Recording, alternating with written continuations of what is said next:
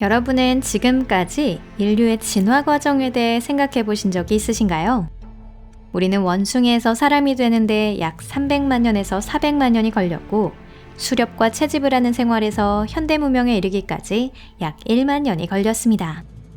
여러분 안녕하세요. 그렇다면 인류의 진화는 여기서 멈춰버린 걸까요? 아니라면 우리가 신이 되기까지는 얼마나 시간이 걸릴까요? 애초에 인류는 신이 될 수 있을까요? 여러분, 여기는 토픽입니다. 오늘은 그런 것에 대해 여러분과 함께 생각해 보도록 하겠습니다. 그럼 시작할게요.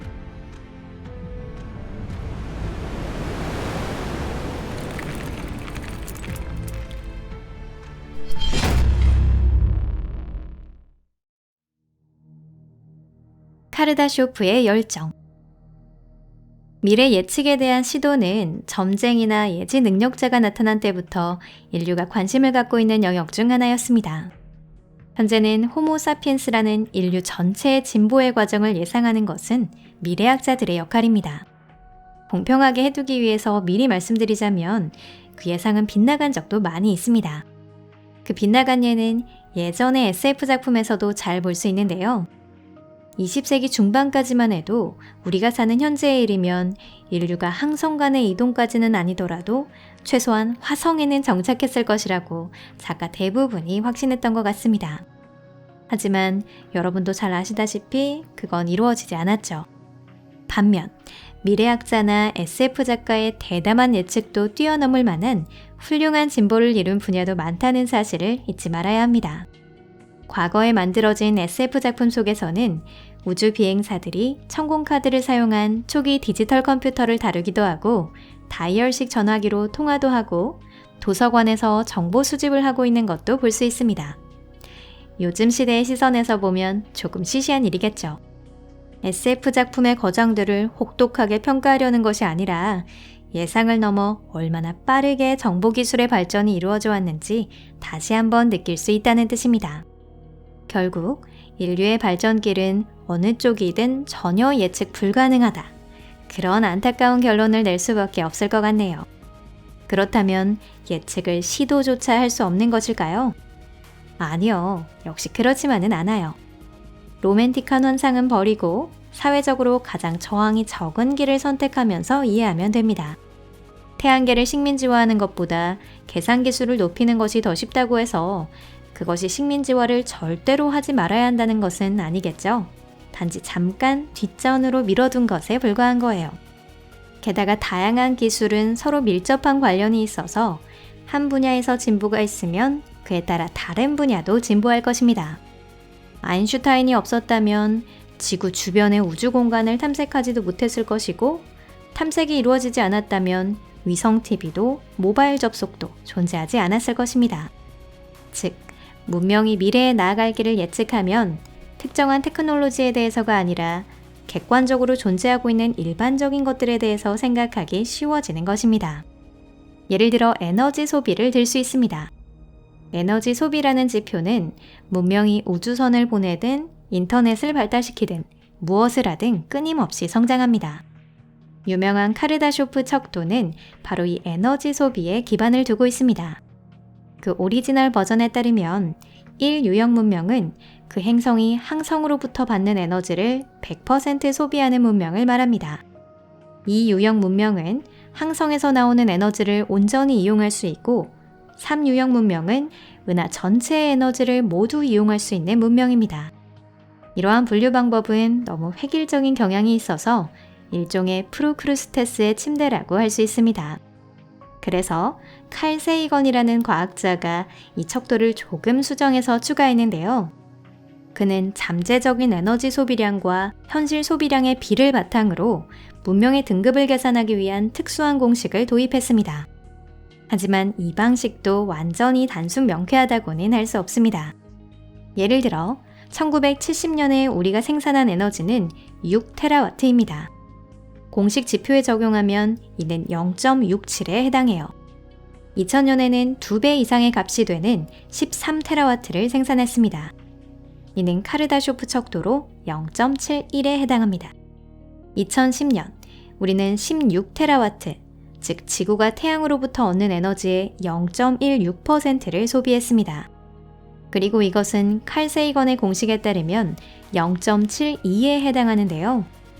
우리가 인류형 문명에 완전히 도달하면 이 지표는 1이 됩니다. 하지만 이미 알고 있는 것처럼 지금과 같은 상황에서는 생각보다 더 긴 시간이 걸릴 것으로 보입니다. 구체적으로 언제 달성될지에 대해서는 다양한 예측이 있는데요. 그걸 위해서 무엇이 필요한지 생각해 볼까요? 인류는 태양계를 완전히 식민지화하고 달에 있는 헬륨3의 광맥과 소행성의 광물, 먼 천체에 있는 복잡한 유기물 등 자원의 채굴을 시작해야 합니다. 단순한 이론상으로는 그렇게 하는 것이 이미 가능하지만 기술적인 실현성의 문제가 남아 있습니다. 인류가 태양계를 완전히 개척하려면 몇 세기가 걸리지 않을까요? 카르다쇼프 스케일의 이 유형 문명은 이제 상상 그 이상의 매우 긴 시간을 필요로 할 것입니다. 항성이 방출하는 양의 에너지를 소비한다는 것은 그 항성 자체를 다이슨공으로 가둬두는 능력을 갖게 되는 것과 같다고 할 수 있습니다. 즉, 몇 개 정도의 항성계를 완전히 이용하는 데 필요한 자원과 기술에 우리가 접근할 수 있어야 한다는 거죠. 우리가 그 수준에 도달하는 건 아마도 제3천년기 말이거나 혹은 그 후 수천 년 이내가 될 것입니다. 카르다쇼프 스케일의 3유형 문명에 도달한다는 것은 은하계 전체를 식민지화하고 그 자원을 최대한으로 이용하여 다른 은하를 개발하기 시작한다는 것입니다. 거기에는 폰 노이만형의 자기복제 기계를 이용하는 것이 최선입니다. 이건 자동화된 항성 간 스테이션이 될 것입니다. 각각이 다음 항성계에 도착하면 자원을 채굴하기 위한 인프라 정비에 착수합니다. 그리고 자원의 일부를 사용해서 자신의 복제체를 만들고 그것을 다른 항성계로 보내고 그곳에서 다시 같은 일을 반복하는 거죠. 그런 과정을 통해 로봇이 개척한 행성에 사람이 살 수 있게 된다는 것입니다. 물론 이건 희망자가 있을 때의 이야기죠. 이 과정은 처음에는 천천히 진행되겠지만 진행되면 될수록 이러한 자동 스테이션의 수는 증가할 것이고 은하계에서의 영향력은 급속히 확대되어 갈 것입니다. 이 방법으로 우리 은하를 완전히 개척하기까지 초광소광법이 발명되지 않는 한 약 1만 년이 소요됩니다. 만약 발명된다면 시간은 더욱 단축될 것이고요. 자기 복제 우주기가 대량으로 있다면 인류가 다른 은하를 개척하는 시간은 현격히 단축될 것입니다. 2유형, 3유형의 문명은 스타워즈의 세계에서 볼 수 있던 전형적인 스페이스 오페라 제국입니다. 이들 문명에는 많은 위협과 문제들이 놓여 있을 텐데요. 그 대부분은 우리가 상상조차 할 수 없는 것일 겁니다. 석기시대 사람들이 인간에 의한 지구온난화 문제를 상상하지 못했던 것과 같다고 할 수 있죠. 하지만 적어도 예측해보는 것은 가능하겠죠. 여기서부터 가장 흥미진진하고 상상을 초월하는 이야기들이 펼쳐집니다. 인류의 신격화. 카르다쇼프에 의하면 3유형 문명을 이룰 가능성은 꽤 높다고 합니다. 이론상으로 이 문명은 항성을 점화, 소등하는 것이 가능하고 행성을 만들어내거나 그것을 분할시켜 작은 소행성으로 만들 수 있을 겁니다. 이 문명의 사람들은 유전공학과 사이버네틱스의 진보 덕분에 영원히 살거나 적어도 아주 긴 수명을 가지고 있을 겁니다. 이 문명에서는 소행성이 실수로 고양 행성에 충돌하는 등의 우주의 대변동 같은 것은 두렵지 않을지도 모르겠습니다. 하지만 이 문명에도 역시 미래적인 위협은 존재합니다. 그 위협이란 바로 우주의 열 죽음입니다. 그리고 무엇보다도 무서운 건 수십억 년의 수명을 가지고 있다면 그 위협이 닥칠 때까지 살아있을 가능성도 높다는 거죠. 혹은 손자나 증손자가 살아있을지도 모르겠네요. 더 이상 걱정할 필요가 없는 먼 미래의 이야기가 아니라는 것입니다. 그렇다면 어떤 해결법이 있는 걸까요? 그건 물론 새로운 발전입니다. 고대 그리스인들이 신격화, 아포테오시스라고 불렀던 것처럼 우리 자신이 신들이 되는 겁니다. 그러한 시대야말로 말 그대로 신의 능력이 필요한 때이니까요. 확장형 카르다쇼프 척도에는 몇 개의 새로운 타입이 추가되어 이러한 문명을 설명하는 것이 가능하게 되어 있습니다. 4유형은 몇몇 초은하단의 에너지를, 5 유형은 전 우주의 에너지를, 6 유형은 몇몇 우주의 에너지를 이용할 수 있는 문명을 말합니다. 그리고 마지막으로 7 유형 문명이라는 신과 같은 문명이 있는데요. 이는 비록 우주가 몇 개 있든지 그 모든 다원 우주의 에너지를 이용할 수 있는 문명을 말합니다. 7 유형 문명은 바로 일종의 집합신이라고 할 수 있어요. 이 문명에 있어서는 열죽음이란 더 이상 두려움의 대상이 아닙니다. 새로운 우주를 만들 수 있고 기존 우주의 법칙을 바꾸는 것도 간단히 할 수 있기 때문이죠.